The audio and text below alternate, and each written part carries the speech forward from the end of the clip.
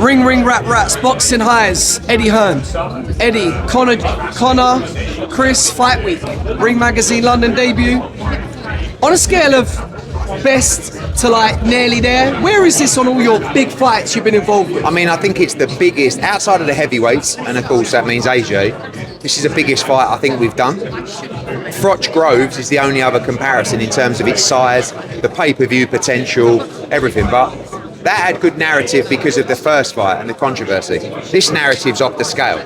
I mean, if it weren't enough first time around, the fact that it's Nigel Benn's son and Chris Eubank's son, you've got the controversy of the last couple of years, you've got Eggate, you've got fucking everything, you know. And I'll tell you something now, I'm so much happier that this fight's happening now than then for Conor. Right? I think mentally stronger, emotionally stronger, more resilient, better fighter, bigger guy now than he was then.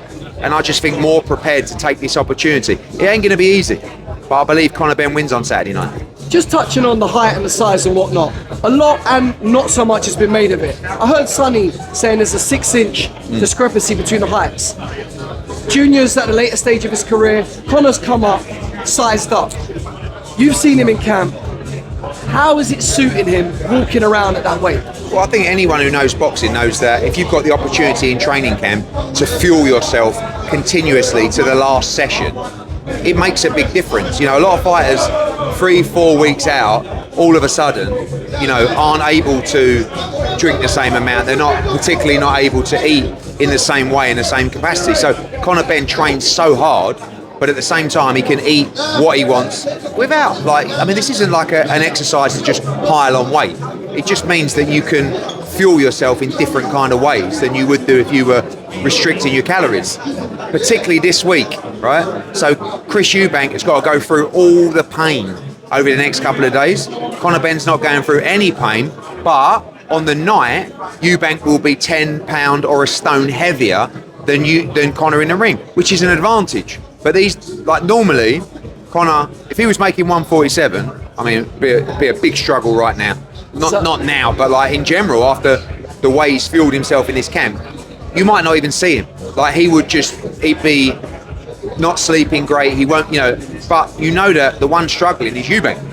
So and that's not because of how tight he is at the weight. That's everybody making championship weight.